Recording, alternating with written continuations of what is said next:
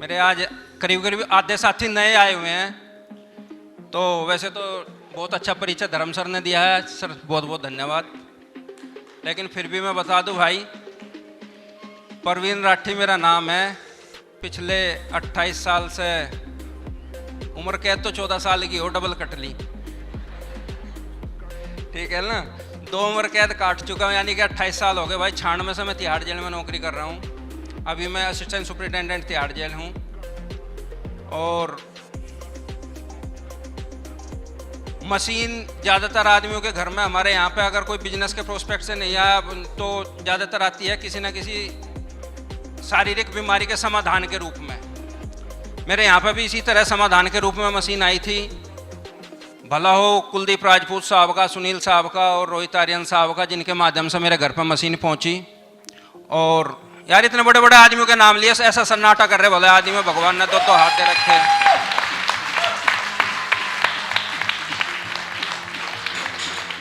थोड़ी देर की बात है, इंजन गर्म होने के बाद में तो अपने आप बजाओगे।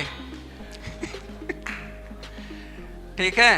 तो भाई जब घर की समस्याओं का, उन शारीरिक, घर में जो पिताजी को दिक्कत थी और बिटिया को माइग्रेन की दिक्कत थी, पिताजी को बीपी की दिक्कत थी, तो उन दिक्कतों में जब समाधान दिखना शुरू हुआ तो उसके बाद मैं कहा यार ये इतनी अच्छी चीज़ और के घर में भी होनी चाहिए। तो जब मैंने बताना शुरू किया तो दूसरा रास्ता भी खुल गया, जिस दूसरे रास्ते के लिए आज सारे हम, क्योंकि वही तो रास्ता ढूंढने के लिए बैठे हैं, तो वो दूसरा रास्ता खुला भाई। और दूसरा रास्ता खुलना इसलिए भी जरूरी था। देखो मैं जहाँ पर नौकरी कर रहा हूँ, वैसे आजकल जो भी आदमी किसी एक काम को कर रहा है, अगर वो बहुत बड़ा अंबानी का या अडानी का बेटा नहीं है, तो भाई एक्स्ट्रा इनकम की तो ज़रूरत है। और अडानी अंबानी को भी एक्स्ट्रा की ज़रूरत है। नहीं तो पोर्ट के लिए आया था, पोर्ट के बाद में तेल भी बेचने लगा, सारे काम करने लगा, गैस भी करने लगा। तो हर किसी को अपनी एक्स्ट्रा इनकम के लिए अपने काम बढ़ाना पड़ता है। अब यहाँ पे दिक्कत क्या थी, तिहाड़ जेल की अपनी मेरी नौकरी में कमाई अगर एक्स्ट्रा करनी चाहो तो रास्ता गलत ही अपनाना पड़ेगा। उसके लिए दिल ने गवाही नहीं दी, क्योंकि वहां पे अगर मैं एक्स्ट्रा इनकम करता हूं, देखो वहां पे ऐसे ऐसे मुलजिम बंद हैं, उनको तो चाहिए कि भाई कोई उनसे ले, लेकिन अगर मैं उनसे लूंगा उस पैसे के साथ मेरे घर में क्या आएगी, बददुआएं आएंगी। भाई किसी ने वो अपनी कमाई का तो दे नहीं रहे मुझे, उसने किसी के बच्चे का अपहरण किया होगा, किसी लाला को फोन किया होगा, धमकी दी होगी, तो कौन उसको उस जो एक्स्ट्रा इनकम के लिए जिस पे मैं दबाव डाल दूंगा, कौन उसको पैसा 1 नंबर का दे रहा है? वो भी तो उसको बददुआ के साथ ही तो देगा। ले भाई तू मुझे दुखी कर रहा, तो वो पैसा घूम कर मेरे घर आए, मैं नहीं चाहता था। इसलिए मैंने, भगवान ने मुझे रोहित सर से मिलवाया, कुलदीप सर से मिलवाया, और भगवान ने इतना अच्छा रास्ता खोला कि भाई अब क्या कहते हैं हम, achieve your dreams via people's blessings. तो जहाँ बददुआओं वाला पैसा आना था, वो बददुआओं वाला पैसा मैं भगवान को हाथ जोड़ रखे थे, मैं कहा नहीं चाहिए, तो दुआओं के साथ पैसा आना शुरू हो गया। और अभी आपके सामने है।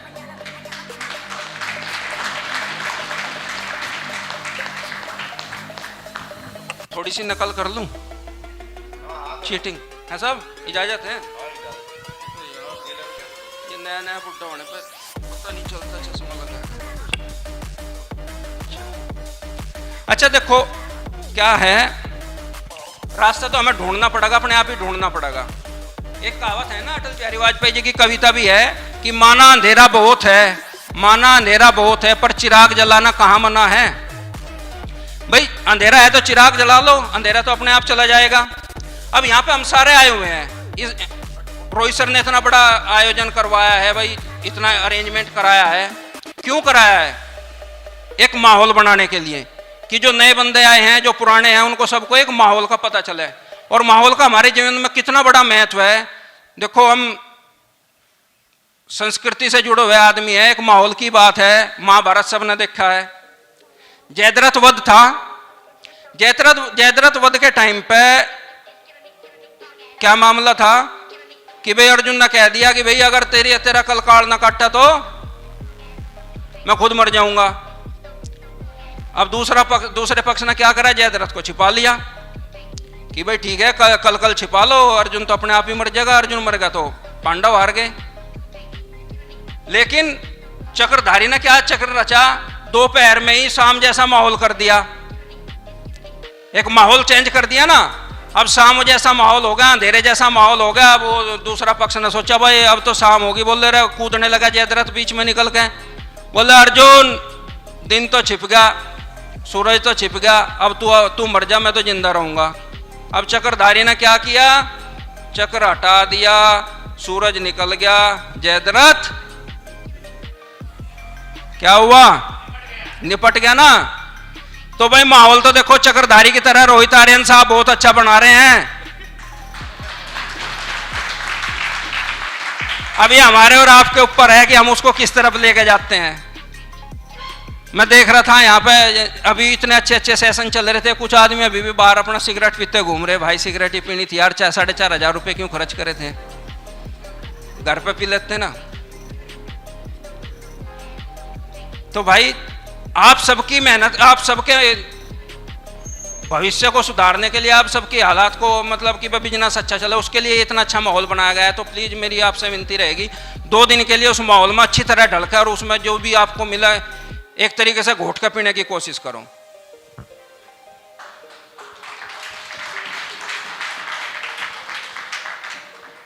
और एक सकारात्मक नजरिया अगर हम रखें, हम खुद ही कई बार गलत टॉक में चले जाते हैं। सकारात्मक नजरिया की अगर मैं बात करूं भाई, फिर वही इतिहास से सब वाकिफ हैं। हिटलर, अब हिटलर की फौज लड़ रही और लड़ते लड़ते उसका सेनापति आ बोला साहब घेर लिया हम तो चारों तरफ से।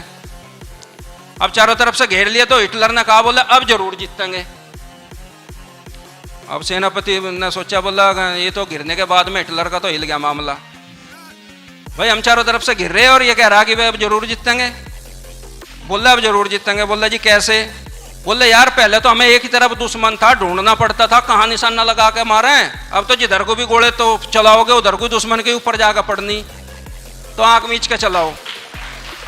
अब इस बात को अपने कैंगन से कैसे जोड़ो? देखो बहुत ज्यादा हमारे साथी ऐसे हैं जो पहले भी किसी ने इसी तरीके की कंपनी से जुड़े रहे। अब वहां पर क्या होता था, आप किसी के पास जाकर बैठे, बोले साहब हमारा ये प्रोडक्ट, हमारा ये प्रोडक्ट, मान लिया टूथपेस्ट की बात आई, बोला भाई मैं तो क्लोजअप के अलावा किसी और का हाथ नहीं लगाता, हो गया ना पंचर। अब कोट पैंट के लिए गए, बोले यार तो कोट पैंट की बात कर रहा, मैं तो आज तक मेरे 3 पीढ़ियों ने कुर्ते पजामे के अलावा कुछ नहीं पहना। लेकिन इसे लेके जाओ, कोई कह के तो दिखाओ कि मैं मेरे घर में कोई पानी नहीं पीता। तो भाई भगवान ने इतनी अच्छी अपॉर्चुनिटी दी है, इतना अच्छा प्रोडक्ट दिया है, तो इसको भी अगर हम नहीं कर रहे तो भाई फिर तो मामला कुछ गड़बड़ी है। तो सकारात्मक नजरिए के साथ में आगे बढ़ते रहेंगे तो काम बढ़िया होगा। और एक हमारे यहाँ पे अभी नए नए आए हैं तो ज्यादा दिक्कत क्या करते हैं लोग बाग, जो जिसको डेमो करवाने के लिए लेके गए उसका बड़ी उंगलबाजी करे यार। मतलब मजाल बेचारे का रिदम बन जाए, उसका रिदम नहीं बनने देते। अब क्या है, आदमी मान लिया आपका ऑफलाइन डेमो करके समझा रहा है और समझाते समझाते अब वो तो समझा रहा, अब आप बीच में बोले सर वो भी तो होता है, वो भी तो होता है, वो भी तो होता है। अब आपने तो वो भी है, वो तो वो होता है, वो होता है, वो होता है कहना शुरू किया, लेकिन अगला ये भूल जाता है कि मैं कहाँ हूँ। मेरे साथ हुआ, अब मैं इतना अच्छा मतलब सवाल जवाब का सिलसिला चल रहा उसके साथ में।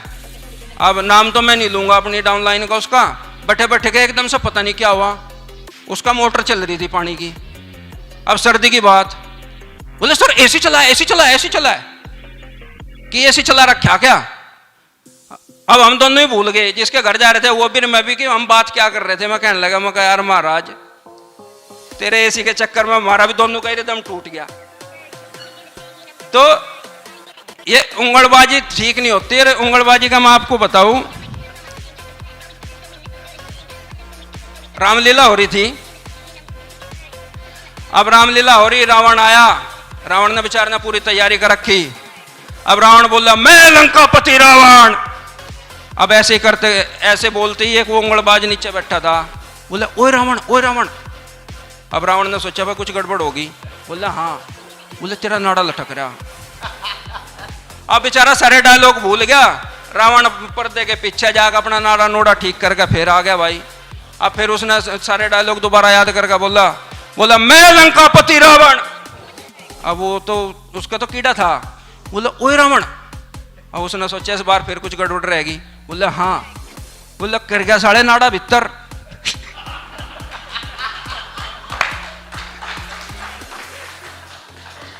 तो ये भाई डेमो करवाने लेके जाओ किसी को तो यार उंगलबाज मत बनो, पहले पूछ लो उससे को साहब मुझे कब बोलना। और ज्यादातर बता ही देते हैं, बोले भाई जब बाद में कहते हैं कि जब आपको अब आप भी कुछ बोल लो तो उस टाइम बोल लिया करें तो ज्यादा ठीक रहे।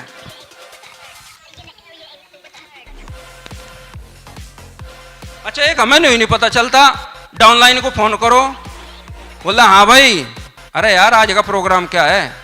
घर में बैठा ठाली बैठा पर बावड़ा बनाने के लिए।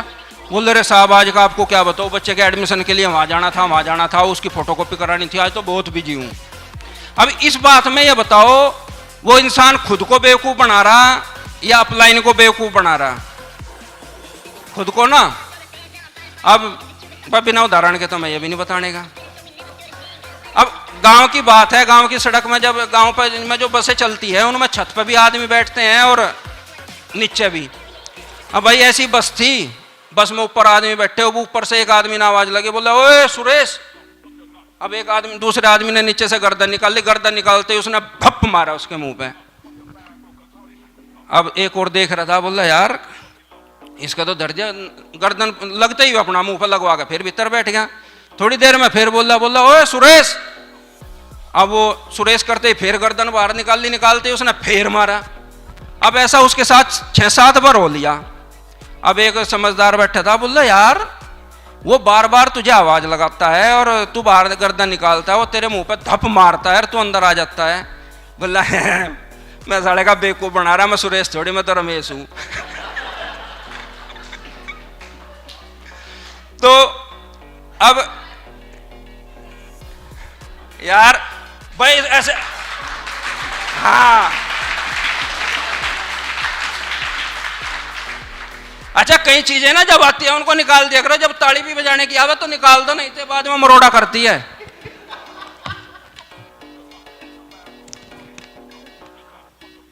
अच्छा कई आदमी के पास जाओ, जाने के बाद में क्या बोलते हैं? बोले यार पानी तो है, यही तो बोलते हैं ना। कहीं बोलते हैं बोले यार पानी तो है, इससे कहां इतनी सारी चीज ठीक हो जाएगी।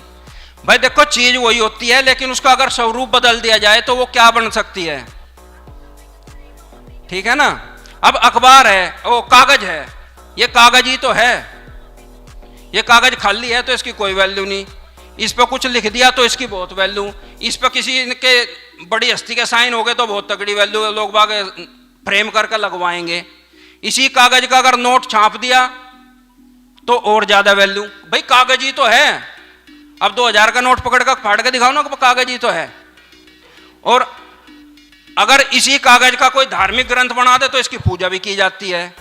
अब है तो कागज ही, तो इसी तरीके से है तो पानी। भाई तू सही कह रहा है तो पानी, लेकिन इस पानी का हमारी मशीन ने क्या बना दिया वो समझ बैठ के।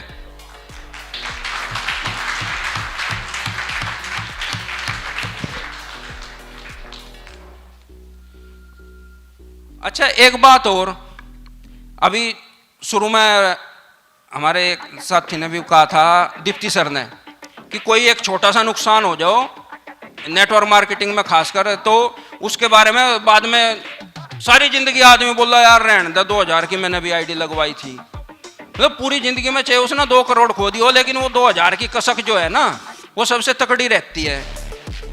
अब एक बात बताओ, मैं आपको कोई चुटकुला सुनाया, आप सबने हंसे और ताली बजाई, वही चुटकुला मैंने दोबारा सुनाया, फिर सोचोगे यार चलो दिल रखने के लिए दोबारा थोड़ा सा ताली बजा लोगे। लेकिन अगर मैं 6-7 बार सुना दूं, हंसोगे, धर्म सर को और बोलोगे, बोले जी उतार लो इसे अभी, नहीं तो इसकी तो कैसेट रिपीट होने लगी। लेकिन नुकसान इसमें नेटवर्क मार्केटिंग में खासकर वो नुकसान एक बार याद दिला दो किसी के, वो याद दिलाते ही वही चूड़ी चढ़ा देंगे, बोला रहने दे यार वो आया था मेरा बेवकूफ बना के, 2000 रुपये की आईडी लगवाई थी, फिर बाद में कुछ भी नहीं आया, चवन्नी नहीं आया। अरे 2000 की जब तूने लगवाई थी उसका कुछ ना कुछ तो तेरे घर में सामान आया ही होगा उस टाइम पे भी। तो हमारी क्या आदत है कि भाई खुशी को तो हम एक बार में ही वो कर लेते हैं, लेकिन दुख में हर बार उसको याद कर करके रोते रहते हैं। और एक और हमारे इस बिजनेस की खूबी है, हमें मान लिया 10 आदमी है, हम यहाँ पे 10 आदमियों को 10 किलोमीटर चलना है, तो एक आदमी को कितना किलोमीटर चलना पड़ेगा भाई? पक्का हाथ उठाओ भाई, कौन कौन कह रहा है इस बात को, बाद में नाट जाओगे। 10 किलोमीटर चलना है, 10 आदमी है, एक आदमी को कितना किलोमीटर चलना पड़ेगा? लेकिन अगर वो नेटवर्क मार्केटिंग में है तो है 1 किलोमीटर। पक्की बात है ना भाई? आपके ग्रुप में अगर किसी आपके ग्रुप में 10 आदमियों ने 10 सेल कर दी तो आपकी कितनी गिनी जाएंगी, है ना? तो ये भी एक हमारे इसकी खूबी है कि भाई यहाँ हमें 10 किलोमीटर चलने के लिए हर आदमी को 10-10 किलोमीटर नहीं चलना, यहाँ पे हमें 1-1 किलोमीटर ही चलना पड़ता है।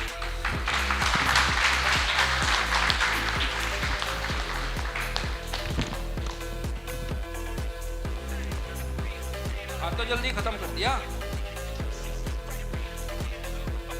और भाई एक आखिरी वो मेरा वो चरित्र का जरूर होता है, क्योंकि हम पब्लिक लाइफ में, और पब्लिक लाइफ में चरित्र का अच्छा होना बहुत जरूरी है। साथियों, चरित्र ठीक रखेंगे तो लोगों का नजरिया और दृष्टिकोण भी आपके प्रति अच्छा रहेगा। और क्या लेके आए थे यार, क्या लेके जाएंगे? अगर किसी से आपने 10 मिनट बात करी और वो बात उसके 10 साल तक याद ना रहेगी, हाँ यार आदमी कोई मिला था, तो कोई मजे वाली बात नहीं है। तो चरित्र के बारे में मैं आपको कहना चाहूँगा। देखो, सफल होने के लिए चरित्र बहुत जरूरी है। और चरित्र को चरित्र के बारे में मैं बताऊँगा कि अगर हम अपने विचारों पर गौर करें, अगर हम अपने विचारों पर गौर करें, विचारों पर ध्यान, विचारों को शुद्ध कर लें तो शब्द बन जाते हैं। इसलिए अपने विचारों को, सबसे पहले अपने विचारों को अगर हम सही रखना शुरू करें तो शब्द अच्छे निकलेंगे अंदर से। और अगर हम अपने शब्दों को अच्छा रखना शुरू करें तो हमारे कदम अच्छे चलेंगे, ठीक है ना? और अगर हम अपने कदमों को अच्छा ले जाना रखना शुरू करें, अच्छे अच्छे आदमियों के बीच में बैठना शुरू करें, तो हमारी आदतें अच्छी बनेगी। और अगर हम अपनी आदतों पर गौर करें और आदतों को अच्छी बनानी शुरू करें तो हमारा चरित्र अच्छा बनेगा। तो साथियों, हम पब्लिक के उसमें हैं, हर आदमी को किसी न किसी रोजाना किसी न किसी नए आदमी से मिलना होता है। तो मेरी सभी से विनती रहेगी कि भाई अपने अच्छे चरित्र के साथ हम अगर इस काम को शुरू करेंगे, इस काम को करते रहेंगे तो बहुत अच्छा चलेगा। और इन्हीं शब्दों के साथ मेरे किसी उदाहरण में किसी भाई का कोई नाम आ गया हो तो भाई ये मत सोचिए किसी और का ही था, अपन कभी अपना ऊपर सोच के न सोचो यार मेरा नाम क्यों ले दिया। कोई बात गलत निकल गई हो तो मैं माफी चाहूंगा। इजाजत, धन्यवाद।